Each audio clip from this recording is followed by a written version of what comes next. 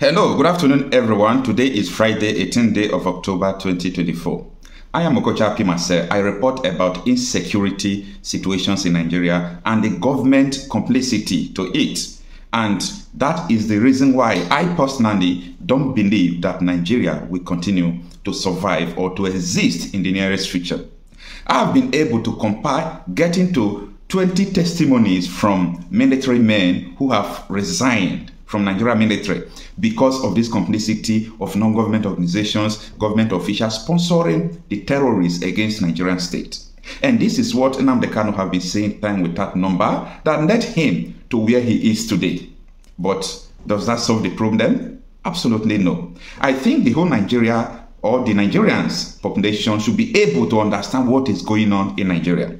In this video, I was watching Lucky Udu. He is on Facebook, he's on YouTube, Instagram. You can follow him and subscribe to his channel on YouTube, Lucky Udu.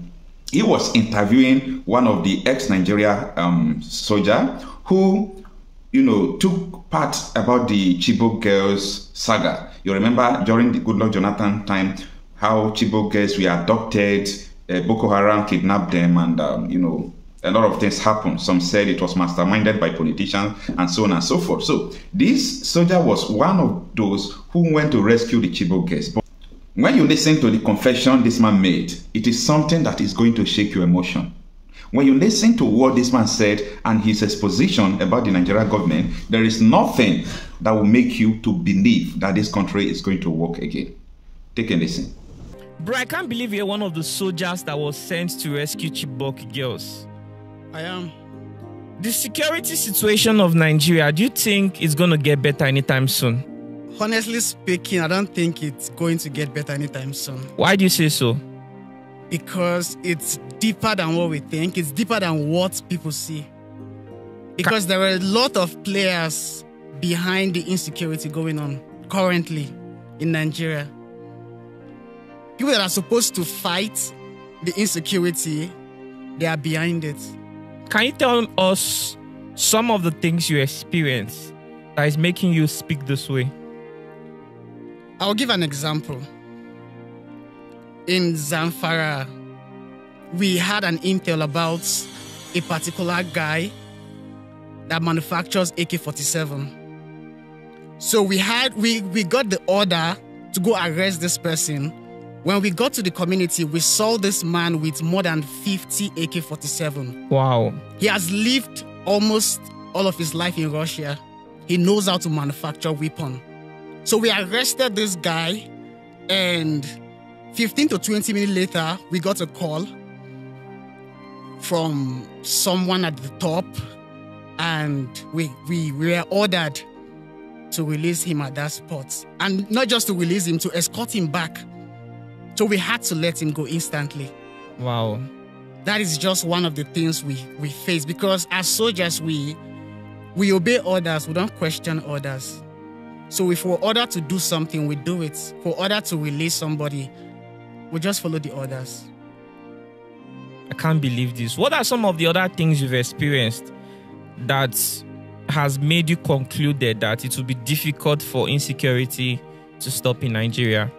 I've worked with some paramilitary as well. Not just the army. Like, the army is not just responsible for the insecurity in the country. Like, I've worked with paramilitaries, and I have seen a situation whereby police were called that they were robbers. That some robbers were robbing people on the highway. And they received a call not to disturb those robbers. Are you serious? Honestly. Jesus Christ, I find this hard to believe. That's why I said it's deeper than what people see or people think. If you're not in it, I just feel like insecurity for now is not going anywhere.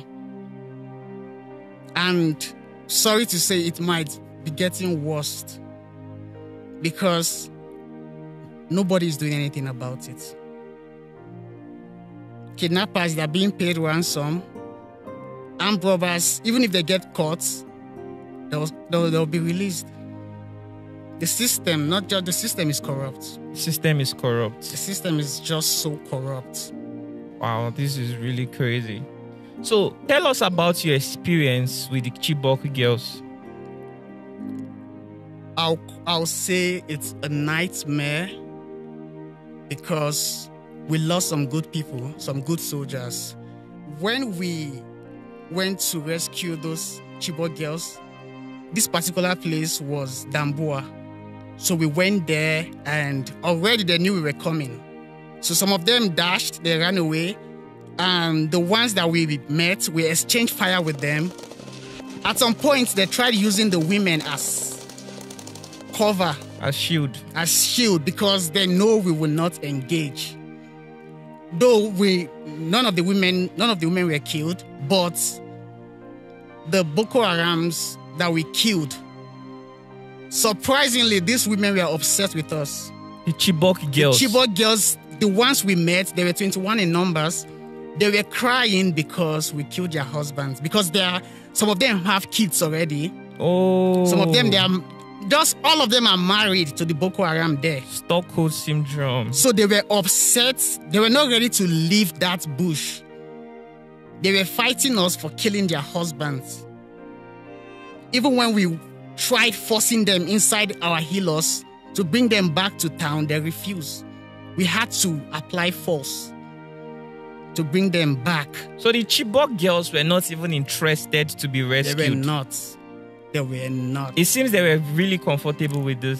They were okay there because they had fallen in love with the bandits. I just don't understand the reason why, but we were all surprised because we came to rescue you people. But they were fighting us because we've killed their husbands. Wow, this is crazy. The army, soldiers are doing a lot, but people only get to see the negative side on social media. But when it comes to Boko Haram, bandits, and the rest, we've lost so many soldiers. The civil population don't get to feel what we're feeling. The trauma and everything. The things you have to lose. Yeah. Because for every soldier that has been in Operation Lafia Dole in Borno State, once you leave that bush, you will never be the same. At some point, you will become something you never thought you would be. Probably a monster. Because you have to do some certain things to survive. It's either you kill or get killed. As long as you're posted to Borno State, that's just the only option you have. So you have to pull the trigger at all times? You just have to pull the trigger. At what age did you join the Nigerian army? Though the age to join the army is 18, but I was barely 17 when I joined the army because it was easier for me because I came from a military background. My dad is also a soldier. My uncle is a soldier. I have cousins and my elder brother is also a soldier. So it was easier for me because all my life it has always been about the military. It's the only thing I know. So at the point you got involved in military combat, were you disappointed to realize that the structure is corrupt? Very disappointed. You didn't know that before now? I grew up in the barracks, but I never knew it was deeper than what I was seeing until I got into the system and I realized that it's just too much. It's just too much. I never thought that I was in secondary school when Boko Haram started their struggle. I never thought that it would last to the point that I would come and join that fight. Which I did. And till date, Boko Haram is still existing. Do you think that fight is ever going to end? I don't know. But I don't think it's going to end anytime soon because a lot of people are benefiting from it. A lot of people are benefiting from it. There was someone I interviewed. What do you mean by a lot of people are benefiting from it? Do you want to say something about that? Whenever the government brings money for certain things, those things are not done. the money doesn't get to the right places and the right people, especially for weapons, ammunition, feeding. Certain people benefit from it. And also, when some soldiers die in the bush, the families are not aware that the governments are supposed to pay them. Oh, so they are supposed to pay the family. Yeah. And some of these families don't get any payment. They don't get any payment. Like how much is it? Is it supposed to? I don't know. You don't know. But they are entitled They are to. entitled. Wow. Even if you've served just one day in the army and you died in. Your family is entitled to a certain amount of money. But a lot of people are not aware. So that money is being paid. Yeah. But someone is benefiting from it. Yeah. Oh my goodness. So for some people, the whole Boko Haram thing is a means of income to them. And they'll do anything not to stop that income from coming. Because they are making so much money from it. That's crazy. Somebody I interviewed said that he was adopted by Boko Haram and he noticed that Red Cross, Nigerian Red Cross, and some NGOs were involved. They were even supporting these Boko Haram people. They will bring them supplies. So I don't know if that statement is true or false. It's very true. Are you sure? We've known about certain NGOs that they will come to our camp, collect information, go to Boko Haram camp, and give them details. Are you serious? Yeah. Like, at some point, we had to stop NGOs from coming to the camp. Till date, NGOs don't go to certain places where soldiers are in that Borno state. They were leaking information. The numbers of soldiers, the kind of weapons, everything they see, they get to report back to Boko Haram. Wow, that's crazy. So it's what that person said, he's right. It's true. And it's possible these NGOs are making so much money too. Yeah. From this insurgency. They are making money from it too. That's why I said a lot of people are benefiting from it. A lot of people. Wait, though, why are these NGOs supporting these bandits, this Boko Haram? Because it's a means of income to them.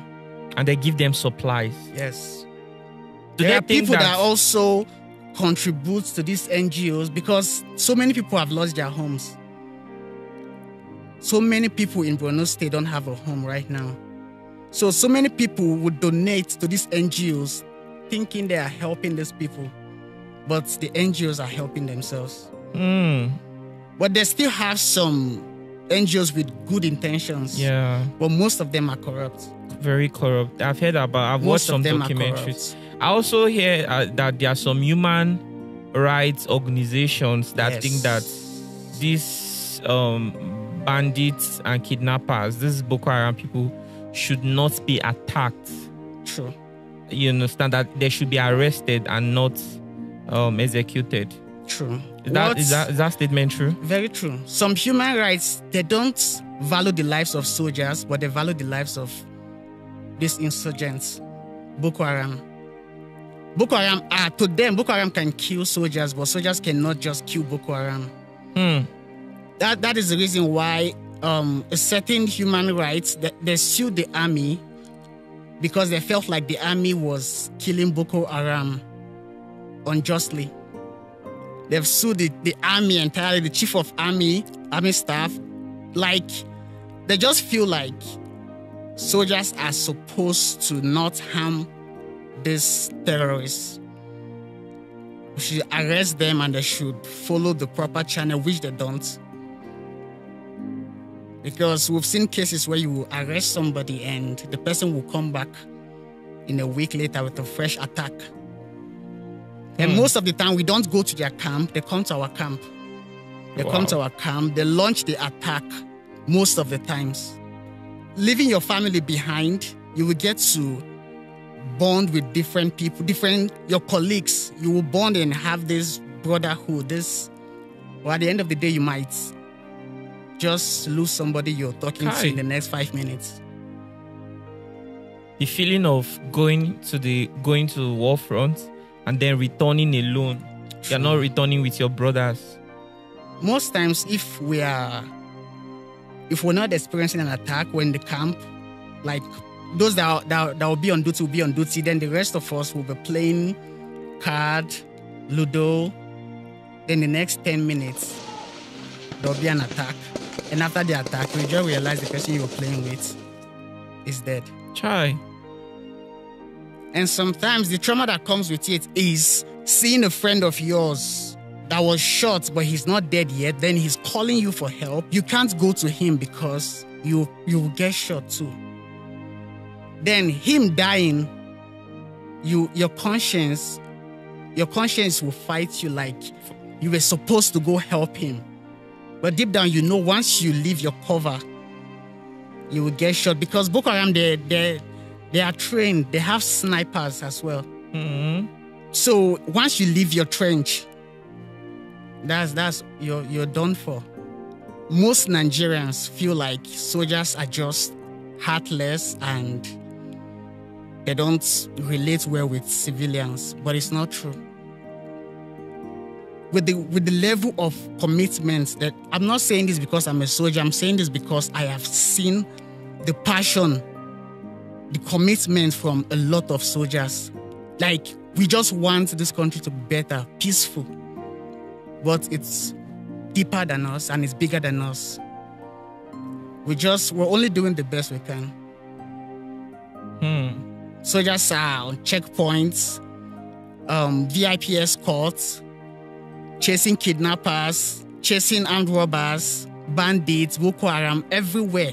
Even on top of water, you will see Nigerian army there. We're everywhere, just trying to make sure that there is peace. And there's security in the country. But it's just a lot of soldiers have lost their life fighting for peace. Those of you watching this video, if you see soldiers anywhere, please salute them, encourage them, show them some love, because after listening to this story, you will have a very deep insight of what people who wear those camouflages go through every day to maintain peace and order in the society that we are living in. I also want to applaud the wives of soldiers, because in every barrack right now, we have more widows than those that their husbands are still alive. What are some things you've done to survive? At the point I got lost in the bush, after an attack, the attack was so bloody that we had to withdraw. And in the course of withdrawing, we went different ways. We just scattered. And I found myself in the bush alone with just 16 rounds. And at some point, I had to keep one round for myself, that I would rather end it than allow them to catch me alive. So I had 15 rounds in the chamber, in my magazine, then one round in my pocket. That if worse comes to worse, I'll end it, because it will be more brutal if they capture me alive. So I was in the bush for 3 days, searching for a way out, and because of thirst, I had to drink my pee. I drank my urine because of thirst, and I got to a point I had no urine in me anymore. I could not pee anything. No food, no water. And God's so kind, there is no food, no water, nothing. And I passed out the third day. I had no idea where I was. I just passed out. And when I woke up, I was in the headquarters, and I was told a Fulani man brought me. He brought me, I was on top of his camel. He carried my weapon and brought me back to our headquarters. I don't know how he looks like. I didn't see him, but the Fulani man saved my life. Yeah, wow. I was vulnerable. He could have taken my weapon or killed me instantly. But he saved my life, a Fulani man that I've never seen before till date. I don't know how he looks like. But he saved my life, and I'm forever grateful. Because for a day, I will never in my life, because we look at it like Fulanis in the bush, they work with Boko Haram. Yeah. So I will never for a day expect a Fulani man to save me. But God so kind he did. I can't imagine all you've been through, bro. Like, the day you signed up to become a soldier, your life never remained the same. Nope. I never thought that 90% of soldiers did not join this job to fight for the country. 90% are just looking for job. Oh, they're just looking for job. Yes. Not that they are passionate about their motherland. They're not. But in the course of that, you find yourself being passionate. You find yourself doing it because you just want everybody to be okay. You just want the country to be peaceful. A lot of us join the job because we just need we just need an income, a source of income to put food on the table. Because no sane person will choose to do this job because they love this job. There is nothing to love about dying. We know if a building is on fire and you will see somebody giving an order to soldiers to go in, and you can't question that order. Where fighting is heavy, that is where they push us to. And we have to do it. That is how bad it is. We have to do it, or else some innocent people will die. So most of the time, we lay down our lives for these people without them knowing. Most of the time, 90% of whenever a soldier is killed, somebody elsewhere was saved. But people don't get to see that part. They only get to see the part of where soldiers... I'm not going to deny the fact that soldiers don't molest civilians. Harass civilians, intimidate them. I am not denying that part. But that is not the only thing about the military. We have some good parts. We have some good in us. We've laid down our lives. We've sacrificed everything. And for those of us that have been in that bush, our life will forever experience PTSD. Do they give you guys mental support? No. No access for is it rehab or something? No. They just feel like you're a soldier, you are good to go. Wow. For like 6 months, if I'm walking by a field and I hear the sound of whistle, I'll be scared. I'll feel like, yes, something is about to happen, because in the bush, whenever I hear the whistle, it's for red alert, they are coming. So for like 6 months straight, whistle was messing with me. And if I hear a sound of certain sounds, maybe like thunder, I'll feel like they've launched an RPG. And I'll be ready, even without holding a weapon, because I'll be feeling like I'm still in the bush. And a lot of soldiers are going through that same PTSD. The trauma. And some, they've lost their family because of it, because some of them cannot handle it around their family. Some will resort to drinking, and it's very hard. It's very hard. Some don't get to sleep well because it's always nightmares. Seeing friends that you've lost. It's so difficult for a lot of soldiers. Wow. The people who kidnap and the Boko Haram, are they the same thing?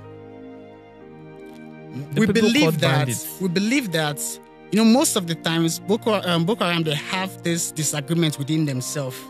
They get to break up. Why some will go to another state and form a different thing. Those ones we call bandits. They will leave Borno states, go to other states like Zamfara, Kaduna, Bauchi, and all those northern area, and start kidnapping people for money. Boko Haram, they don't kidnap for money. They don't call for ransom. But bandits, once you break from that group, you're no longer funded. You need to create your own funds. So they just dive into kidnapping, collect ransoms, and the way it's going, we think that some of these bandits are now being funded. Some of them are now being funded because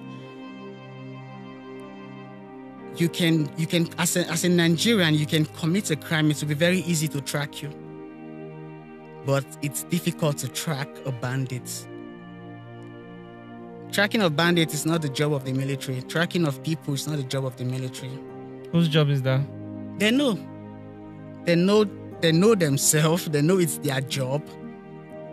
And they don't do it because I guess it's bigger than them too.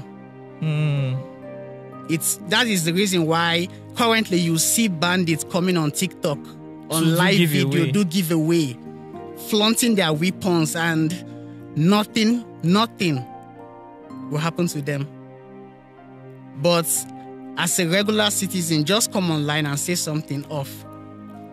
You'll be tracked and arrested. Like there was a guy who named his dog Buhari. Yes, he was arrested. He was arrested all the way from Anambra State, right? Yes.